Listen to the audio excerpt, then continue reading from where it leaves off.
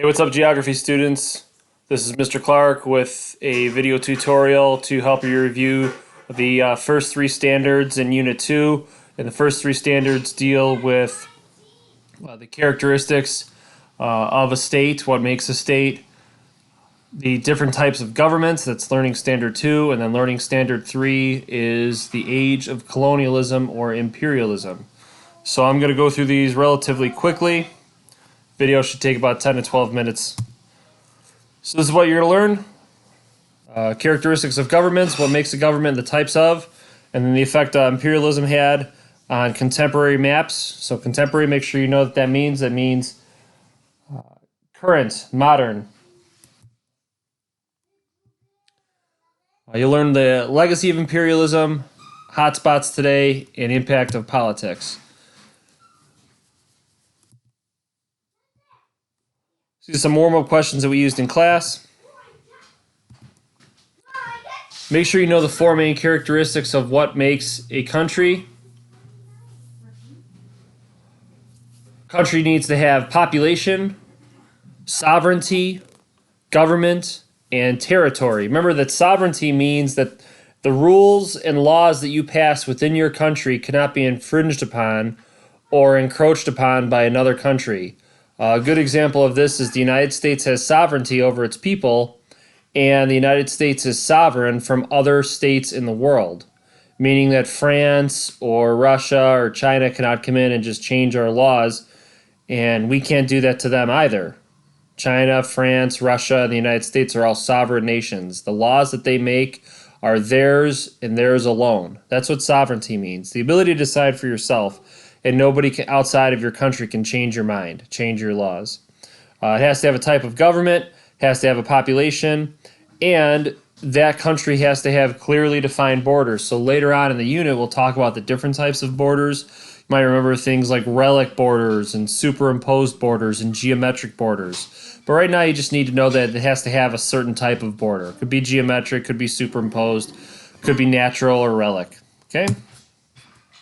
Here's some examples of types of government. You got to know the two types of monarchies. You got to know absolute monarchy, in which a king or queen has complete control, and usually the people give up all power to this king or queen, or both, in which they believe that the king and queen are direct descendants of their god. This is common today in some Middle Eastern or North African countries such as Jordan and Saudi Arabia.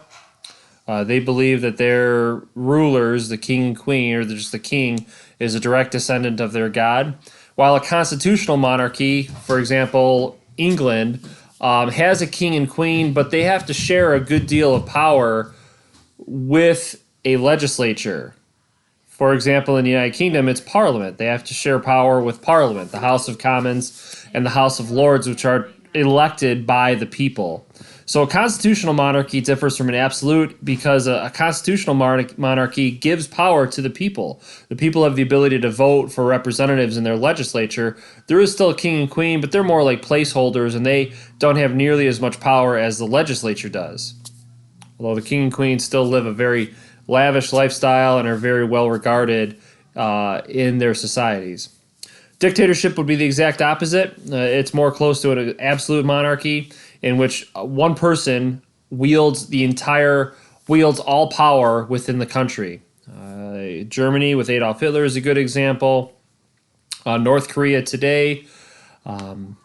Some past examples could include Italy with Benito Mussolini.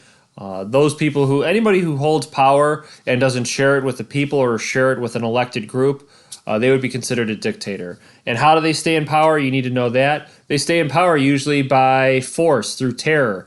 They use the military or secret police or a certain branch of the military to enforce law and order and to instill fear amongst the people so they stay in charge.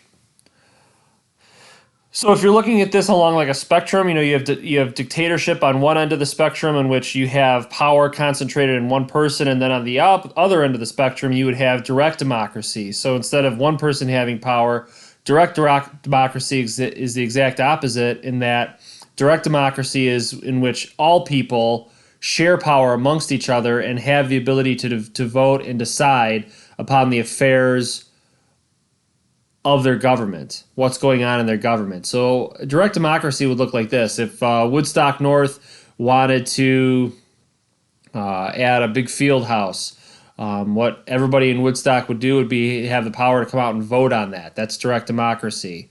Representative democracy, which is far more common today because it's a little easier, is one in which you guys choose a representative to decide certain political issues for you. And this is most common in the United States today because we have representatives who serve for us at the state level, at the local level here in county governments, state governments, like I said, down in Springfield, and then in the federal government out in Washington, D.C., because there's some issues that are handled by local governments, our county governments.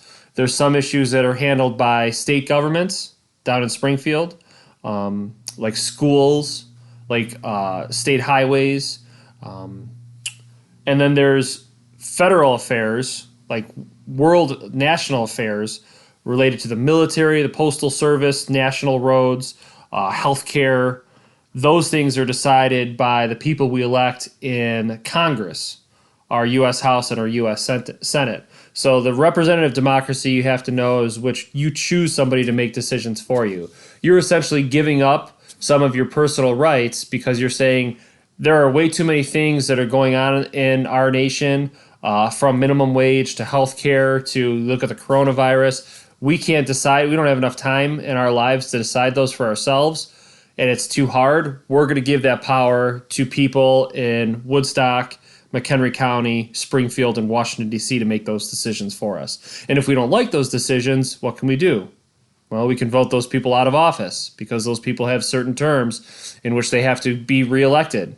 If people don't like them, they can vote them out. That's democracy. Okay. If you wanted to click on that link, this shows the evolution of democracy, how democracy has changed over time. This identifies democratic and non-democratic states. All right, so if you want to pause the video, we can go through this. This would be an example of direct democracy because citizens are directly meeting and they're having a direct say in building a new town hall. This would be an example of a dictatorship. Anytime it's one person, doesn't have a legislature, or isn't sharing power with people, it's a dictatorship. This would be an absolute monarchy. Because not only is there a monarchy, a king and queen, that's a monarch, king and queen, but it's absolute because they're controlling the laws and policy. And on the other hand, now this is a constitutional monarchy because you have a monarchy, but they're sharing power with elected representatives, in this case, Parliament. Parliament is like our version of Congress. This would be a dictator. This would start out as probably representative democracy because he's voted in this leader, but then he pretty much abolishes that democratic form of government because he refuses to give up power and then uses military, secret police to stay in office. This would be considered representative democracy. Group of people elected for the country, like our Congress. All right, don't have to worry about these. This is a warm-up. Welcome to look through this on your own. Colonialism. Make sure you know what colonialism means to you. Colonialism is directly connected to the Industrial Revolution, that era that starts in England in the late 1700s and spreads to Western Europe and the United States by the mid-1800s, late 1800s, in which more people move into cities, they receive more industrial jobs, there's a race for resources, your oil, natural gas, wood, steel, iron, and a lot of your European countries don't have those resources within their borders, so they turn their eyes elsewhere to get those resources. And with their expanded military power, hey, let's use it. Let's use that military power. Who do we use it on? Well, let's use it on Africa. Let's use it on Asia to try and colonize certain parts of the world to take them for ourselves. It's this big race, like shown here and here, to try and grab up unconquered parts of the world that are less developed and are ripe for the picking for resources.